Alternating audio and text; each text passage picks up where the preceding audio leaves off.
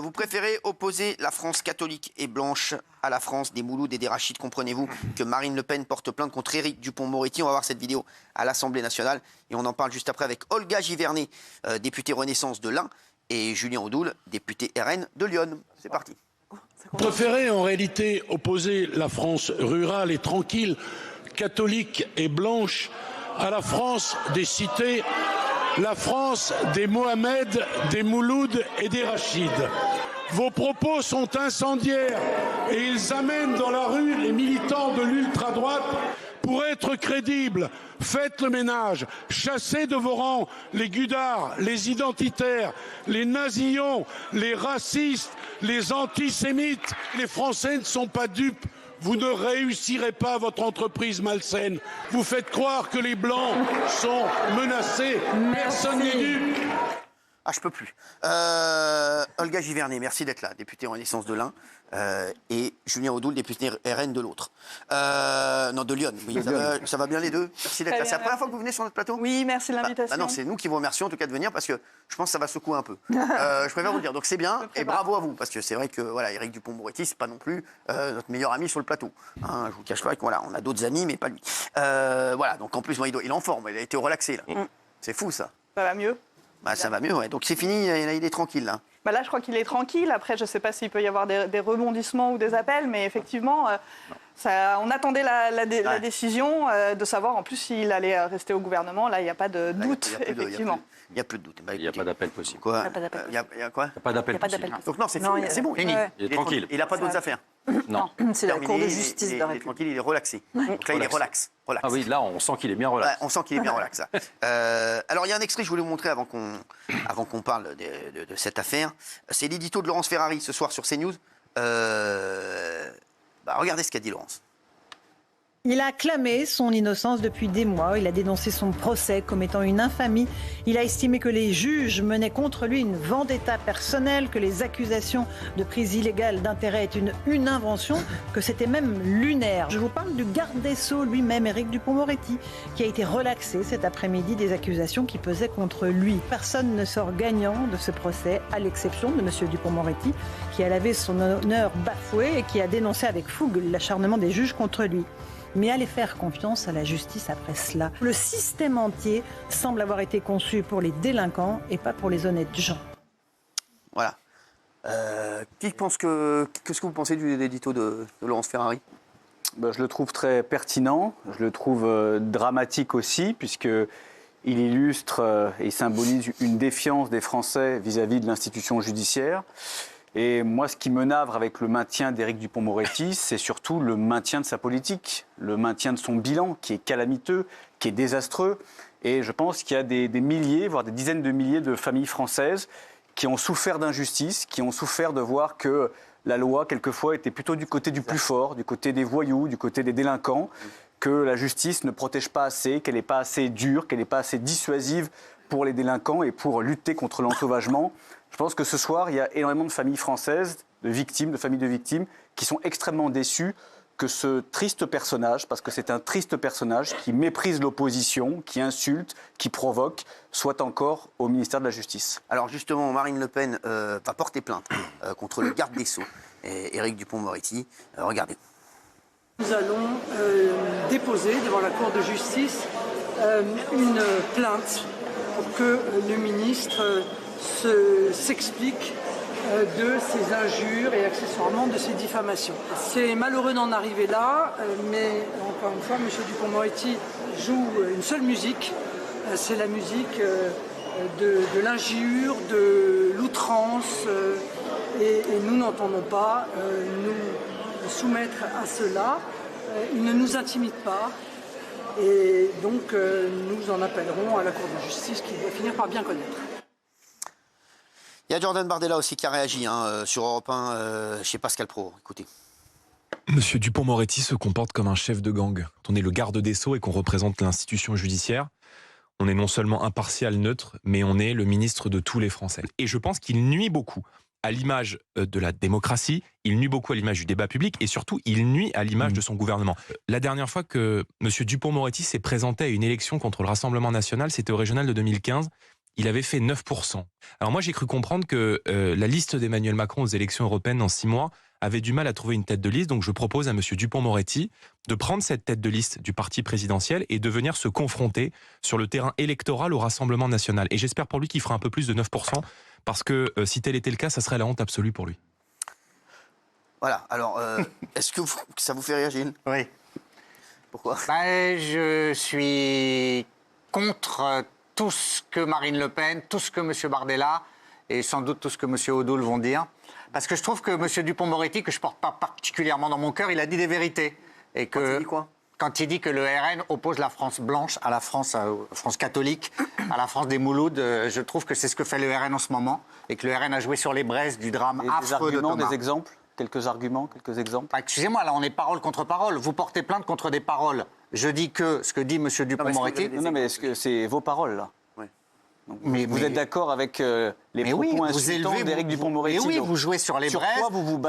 Sur quoi vous vous basez? Vous ne condamnez pas les marches des groupuscules d'extrême droite. Pardon? Vous soufflez sur les braises. Vous n'avez pas entendu Jordan Bardella condamné? Mollement. Vous avez mollement? Très clairement. Vous ne voulez jamais entendre. Voilà, vous avez un problème. À mon avis, il faut brancher le sonotone. Mais très clairement, ou alors en tout cas, il faut le débrancher de la France Insoumise. Non, mais débrancher de la France Insoumise. Dans l'invective, c'est ce que vous faites le mieux. Tu peux pas dire mollement.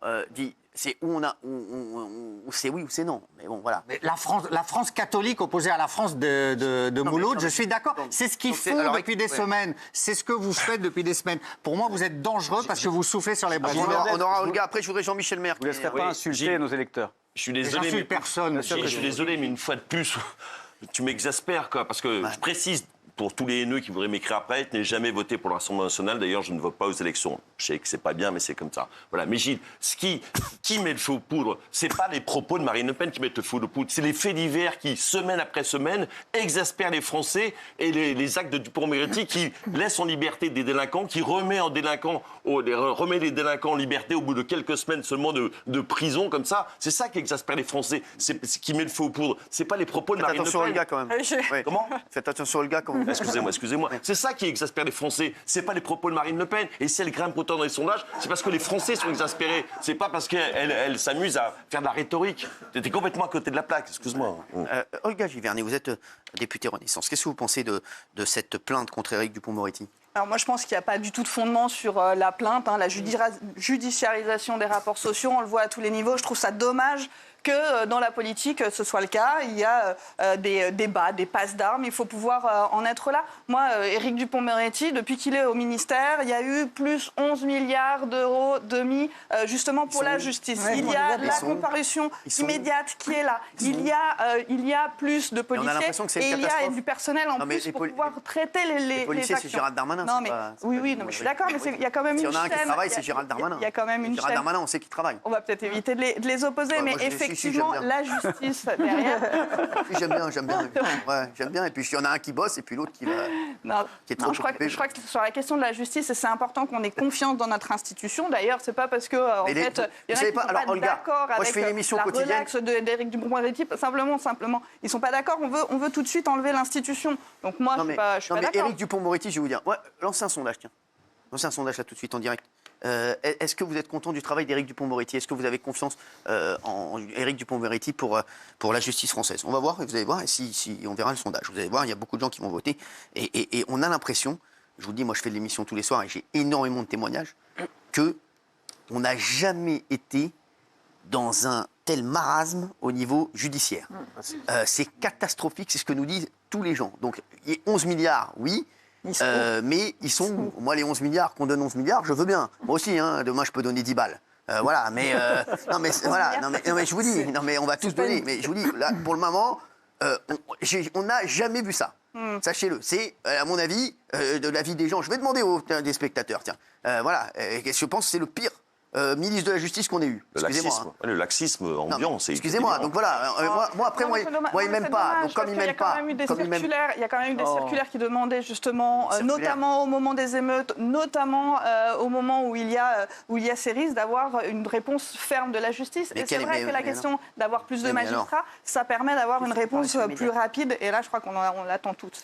Mais vous pensez vraiment que les Français sont contents du travail d'Éric Dupond-Moretti? On va voir le moi, je vais sondage. vous le donner, le résultat du sondage. J'ai pas besoin je l'attends, mais vous allez voir. Il ne fera pas 9%, je pense. Non, moi aussi, je pense. Voilà, il ne fera pas 9%, je pense aussi. Non, mais je vous dis, donc, à un moment, il faut aussi le ministre de l'Intérieur et la police, il faut que la police soit quand même aidée par le garde des Sceaux. Je suis désolé. Et aujourd'hui, moi, je vous le dis et je vous le redis, il y a plein de potes policiers qui me disent, moi, je te le dis, je ne vais pas faire des interventions. Les gars vont se retrouver dehors demain ou après-demain. Qu'est-ce que je vais me faire chier à prendre des risques, à mettre des gars au trou alors qu'ils vont sortir demain ou après-demain parce que ça ne suivra pas derrière. Oui, mais il y a quand même un état de droit. Enfin, je veux dire. Bien sûr, mais c'est ce qu'a dit Éric Dupond-Moretti. Il n'arrête pas de me le dire à chaque fois qu'il va dans une émission. Il parle de moi, il dit que je fais une justice expéditive. Par rapport à la législation qui est en vigueur. Après, si la législation doit changer, eh bien, on est là, nous, parlementaires, pour pouvoir le faire. Pour faire bouger les choses. Mais il a fait bouger quoi? Éric Dupond-Moretti, il a fait bouger quoi? La question d'obtenir dans ses budgets pour pouvoir avoir plus de... Oui, mais le budget, moi aussi, je peux demain dire à ma mère, passe-moi 200 balles, elle ne va pas savoir ce que je fais avec.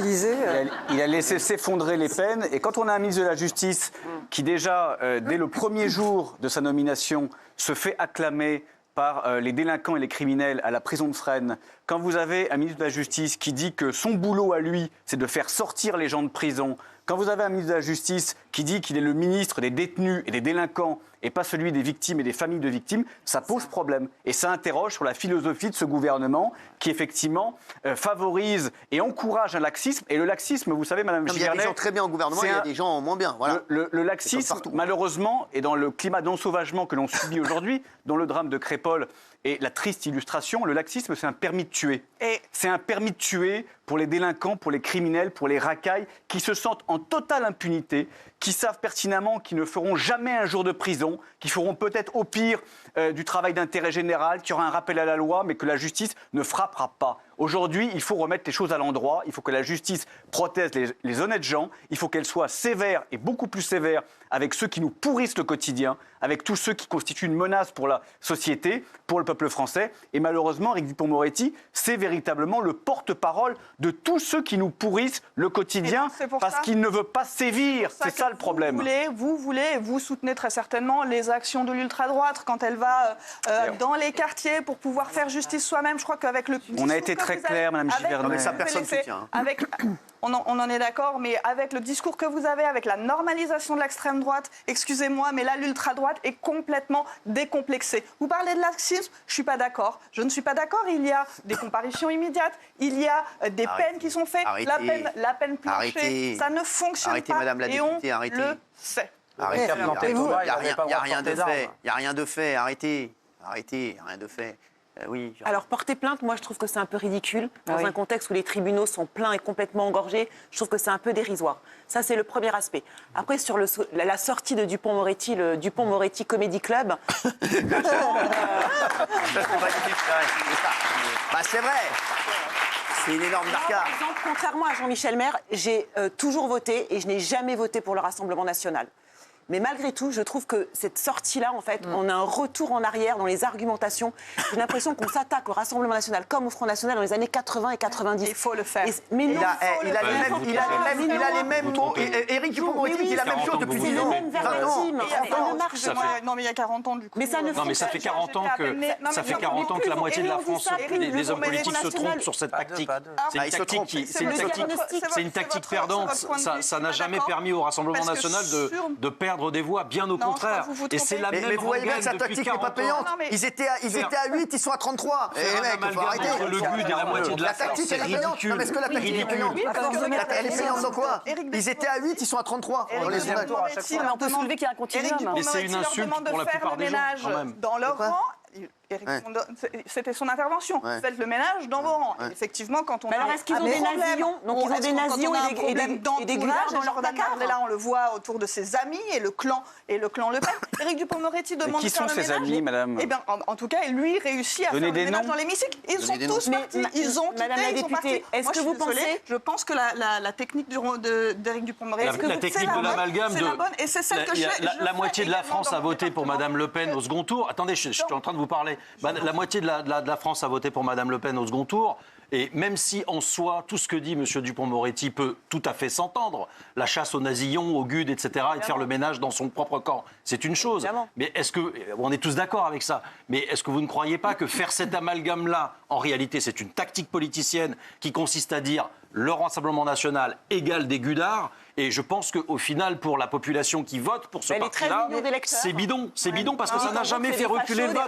Ça fait 40 ans que la moitié les hommes politiques qui combattent le Rassemblement national utilisent cette rengaine de l'amalgame et je pense que ça ne fonctionne pas. Donc si vous continuez comme ça, c'est pas ça qui vous permettra de vous maintenir au pouvoir ou en tous les cas de battre Mme Le Pen en 2027. Simplement pour répondre, effectivement, vous pouvez le penser. On l'a pensé aussi à un moment donné. Je pense que M. Dupond-Moretti, que le président de la République a effectivement dit que c'était pas le cas. Moi, je reviens en arrière. Sur mon département, je clive et je ne souhaite pas être associé ni dans l'organisation d'événements avec le Rassemblement national. Parce que c'est le... Bravo Jean Moulin.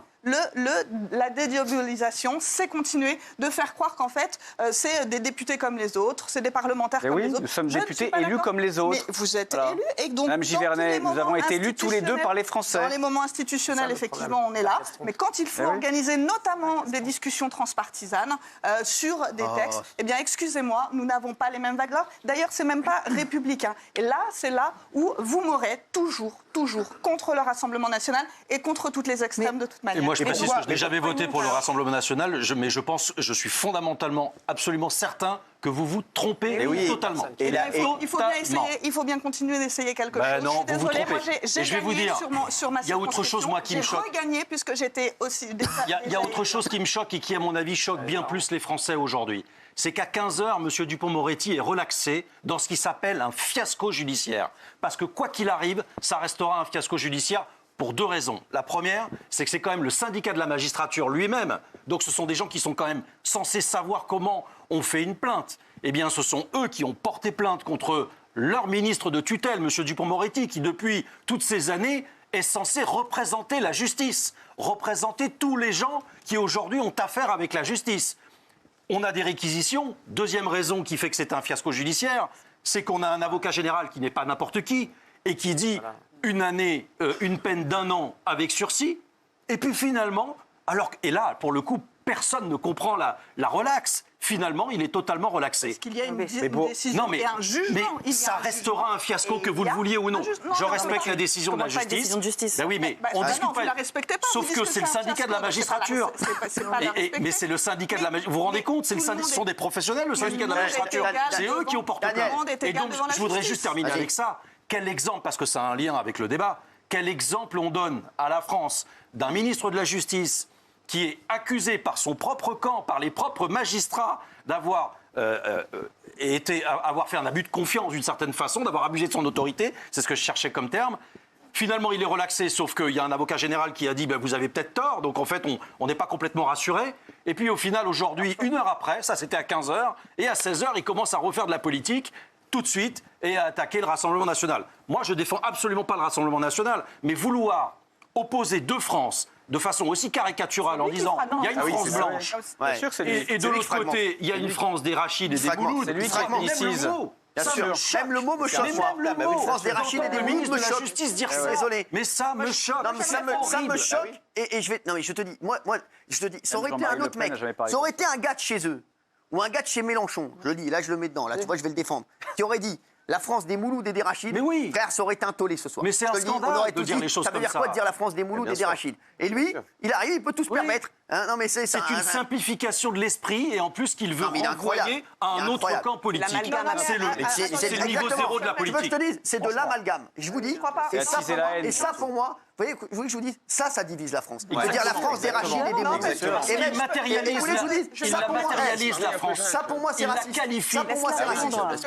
Je vous dis, ça pour moi, c'est raciste parce que ça veut dire qu'il y a quoi? Alors il y a plusieurs France dans la tête de Éric Dupond-Moretti, il y a plusieurs France. Non, il dit que c'est dans la tête du RN. Pour moi, dans ma tête, il n'y a qu'une France. C'est un raccourci insupportable. Et Éric Dupond-Moretti. J'aimerais citer simplement Gérard Collomb et je suis tout le monde a fait son nom. Mais lui-même disait on vit aujourd'hui côte à côte, demain on viendra face à face. Eh bien, il l'a dit plus élégamment qu'il a que dit. M. Gérard Dupond-Moretti. Collomb l'a dit Je suis élégamment. tout à fait d'accord avec M. Vous Collomb. auriez dit la France des Mouloud et des Rachides, vous avec sa façon. Mais vous de n'auriez faire. pas dit Il la est dans France le des- Vous auriez dit la France des Et Mouloud et des fois- Rachides. Et des fois, parfois, Vous auriez dit la France des Mouloud et des Rachides. Non, parce que Voilà. ce n'est pas Voilà. ce n'est pas Ah ouais. mes Mais termes, l'aurait c'est pas dit. mes Personne termes. l'aurait dit. Personne, Il n'y à a part que lui, lui qui peut personne. se permettre de dire ça. Vous croyez que Gérald Darmanin, il aurait dit la France des Mouloud et des Rachides? Si Gérald Darmanin avait dit ça, ça aurait fait un tollé. Mais dire ça, Voilà, mais voilà.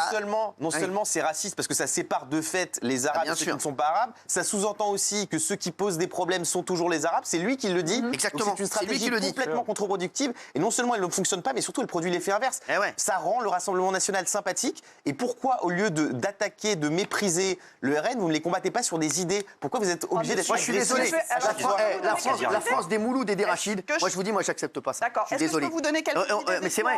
On aurait dit même, t'imagines ce gars, on aurait dit la France des Mochés et des David. Bien sûr. Non, mais franchement, C'est extrêmement t'imagines maladroit. ou pas Eh oui. Non, mais franchement, les gars, imaginez 2 minutes et Géraldine, t'entends ça à l'Assemblée nationale. Non, mais c'est une sortie. Non mais qui est t'imagines, limite. il dit la France des Mochés et des David. Voilà, demain. Mais c'est les mecs, on va dire, mais les gars, Après, c'est quoi ça? Gérald Darmanin a bien parlé aussi Non. des clercs ou autres. Oui, mais Gérald Darmanin, on l'aime bien, il fait ce qu'il Non, mais moi, je m'appelle Olga. Voilà. Non, mais simplement sur la question des idées, moi, sur le Rassemblement national, je peux bien y aller. Quand le Rassemblement national dit on veut préserver notre économie de la concurrence et que au Parlement européen, ça vote contre la taxe carbone, qui est un dumping environnemental et un dumping économique. Mais là, on est tout à fait à côté du incroyable. sujet. Et là, on est sur une opposition politique respectable. Là, on n'est pas sur de la haine, on n'est pas sur de l'anathème, on n'est pas sur de la division.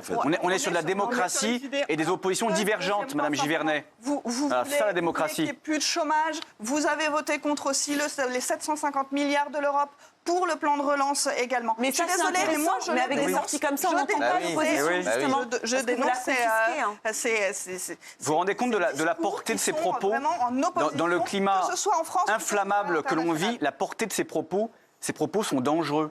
Voilà. Ils attisent la haine entre les communautés, entre les Français. Nous, au Rassemblement national, ne vous en déplaise, on ne voit que des Français. Voilà. Il n'y a pas de couleur de peau, il n'y a que 3 couleurs, le bleu, le blanc et le rouge, c'est tout. Voilà. vrai. Et pour vous répondre,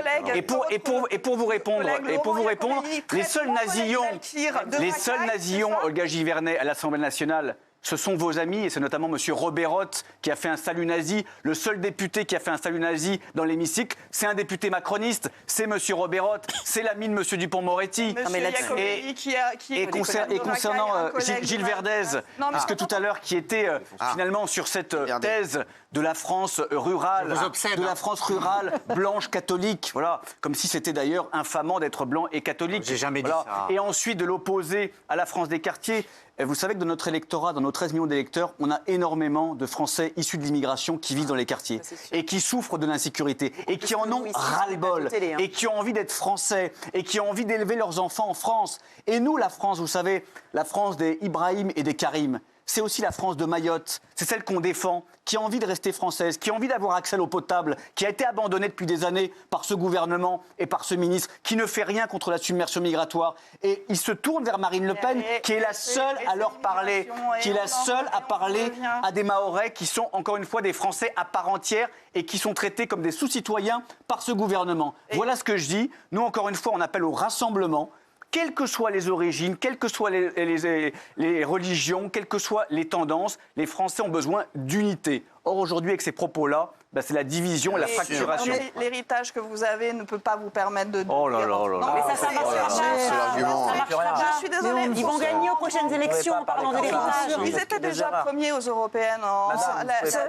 On est foutus. Et le fait... Soyez une opposition au rendez-vous, pas avec des arguments. Non, mais est-ce que vous trouvez qu'Éric Dupond-Moretti a les bons mots, a les bons arguments dans ce qu'il a dit à Marine Le Pen, ou est-ce que c'est pas des arguments de 1982 Non mais Éric Dupond-Moretti, est-ce qu'il ne ferait pas avec nous le TPMP 90 qu'on va faire le 19 décembre pour venir faire, non mais sans rigoler, mettre une perruque et nous dire des choses qu'on a entendues il y a 30 ans? Est-ce que Éric Dupond-Moretti n'est pas en accord avec son temps?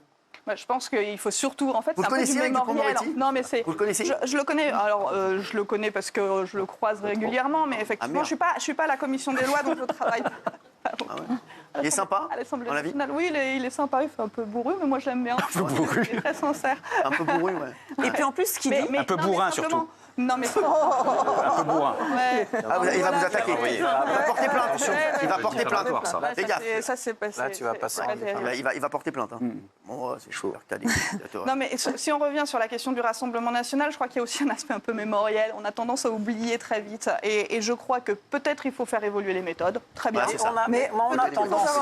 On va faire évoluer les méthodes. Mais je crois qu'il ne faut pas aussi oublier de dénoncer ce qui a pu être et de dénoncer les discours. On va écouter quelqu'un de la génération d'Éric Dupond-Moretti. Daniel Moreau. Vas-y. Non, mais excusez-moi, moi je voudrais Entre lui, toi, revenir... t'es moderne. Vas-y, bébé.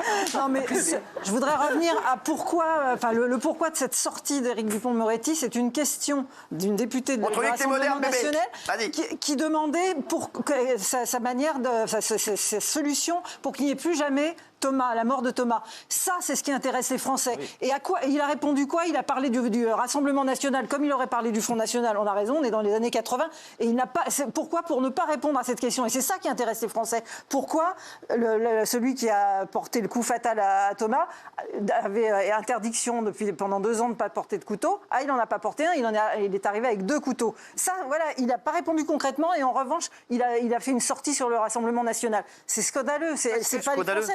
C'est pas Marine Le Pen qui devrait porter plainte, c'est tous les Français, parce que cette réponse, elle a apporté quoi? Parce que vous pensez que demain, le Rassemblement national au pouvoir, il n'y en aura pas encore des problèmes comme ça? Mais arrêtez des problèmes qu'on a. Vous croyez vraiment que le Rassemblement national, en ce moment, c'est ce qui préoccupe tous les Français? Mamie, fais attention à ton cœur. C'est ce qui préoccupe les gens de Crépol et de Romans-sur-Isère. C'est ce qui Non, mais arrête, il faut arrêter avec ça. Tu t'es pas échauffé, mamie, vas-y, mollo. Mais non, mais l'ennemi de Dupond-Moretti, ça devrait être les délinquants, ça devrait pas être le Rassemblement national, excusez-moi. On en a marre de ça, parce qu'à chaque fois... Alors ça, moi, je suis d'accord avec mamie. Désolé. Excusez-moi. Mamie, elle est pas con, hein. Qu'est-ce qui préoccupe les Français? Vous croyez que c'est ça? Non. Et de toute façon, on ne sait pas si elle sera là en 2027, donc tu t'en fous. Mais non, mais on ne sait pas si elle sera encore là. Et il a fait le même type de sortie. L'objectif, c'est de prendre en compte tous les crimes, les trafics de stupéfiants. Ils sont pris en compte, et c'est le point, évidemment. Après, politiquement, on a un adversaire politique. On a plusieurs adversaires politiques d'ailleurs. Oui, mais pas et donc il faut pouvoir leur répondre aussi. Et je suis désolée, on fait de la politique. Répondez avec du fond, avec des arguments. Arrête, enlève tes électrodes. Mais ça n'était pas la question. Il nous a fait comme c'est quoi cette bouteille de lait? La politique en 2014. Vous faisiez quoi, vraiment? Vous faisiez quoi, vous? Je suis ingénieure en aéronautique. Non. Si, voilà. C'est vrai. Donc pendant 10 ans, j'ai exercé en Nouvelle-Zélande. Et puis j'ai été une immigrée en Nouvelle-Zélande aussi. Non, c'est vrai. Ouais. Et maintenant, vous venez de parler de Dupond-Moretti. C'est assez sans affaire. Elle était tranquille en Nouvelle-Zélande dans un avion, elle se retrouve à parler d'Éric Dupond-Moretti, à le défendre sur un plateau. C'est quand même fou, ça. Bon, alors vous allez porter plainte, donc ça y est? Oui, on va porter plainte pour justement, au nom de nos 13 millions d'électeurs. Parce que derrière nous, on a un peu le cuir épais, on est habitués à ces sorties.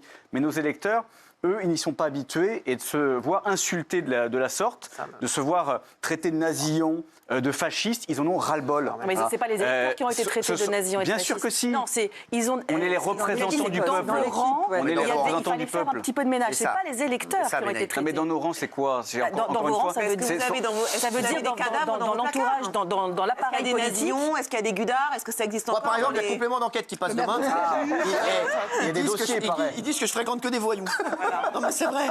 Voilà, est-ce que vous aussi, quand t'es des loupards, il faut porter plainte. Ouais, bah oui, je sais pas. Non, mais il y en a qui ont l'air bien sous tout rapport. Jordan Bardella, c'est le gendre idéal, parfait. Je l'ai vu au sport la dernière fois. La muscu. Du coup, mais moi je m'en méfie et vraiment en fait, il faut aller regarder l'entourage. Dis-moi qui te hante. Mais vous me direz qui te hante. Est-ce que vous avez des noms? Elle a raison, Géraldine, parce que c'est facile de dire. Moi aussi, on peut dire ouais, je t'ai vu avec. Est-ce que tu l'avais vu avec des gens chelous? Moi, par exemple, ici, je vais vous parler de mon cas personnel. Moi, ici, pendant toute la crise du Covid, j'étais la suceuse du gouvernement. J'étais pro-Macron, c'était immonde. Mon Dieu, t'es Macron, t'es Macron, t'es Macron. Et maintenant, je suis la grosse raciste, la grosse facho. Donc, les étiquettes, en fait... Moi, il y a encore 2 ans, j'étais le meilleur ami de Jean-Luc Mélenchon. Parce que on allait ensemble à la fête de l'humain. Moi, je vais devenir la meilleure amie d'Éric Dupond-Moretti, vous m'inviterez plus. Donc, à votre avis, en fait, ils sont quoi? Ils sont islamophobes, ils sont antisémites, ils sont quoi, en fait? Ils sont xénophobes. C'est quoi, en fait, le Rassemblement national? Ah oui, alors la question de Non, c'est des valeurs qui sont portées et le ménage n'a pas été fait. Moi, je suis d'accord avec le ménage. Et la question de l'entourage. Le maire de Fréjus, David Racheline, effectivement, sur des pratiques qui ont été dénoncées dans un livre qui s'appelle Les rapaces, me semble-t-il. Je crois qu'il faut quand même mettre en avant ce que c'est que la gestion et la gouvernance du Rassemblement national. Ils sont tous réélus au premier tour. Mais nos maires sont tous réélus au premier tour, Valgy Vernet. Après, et puis il y a Éric Dupond-Moretti. Éric Dupond-Moretti, c'est sûr et certain, je vous le dis, il est 20h14. Dès la prochaine intervention qu'il va faire, il va parler de moi. C'est sûr et certain. Je connais, à chaque fois, il va être invité dans C'est à vous, là, ou bien chez les autres bouffons là, de TMC. Et il va me mettre une carte, vous allez voir. Merci Julien Audoul, là tout de suite, merci.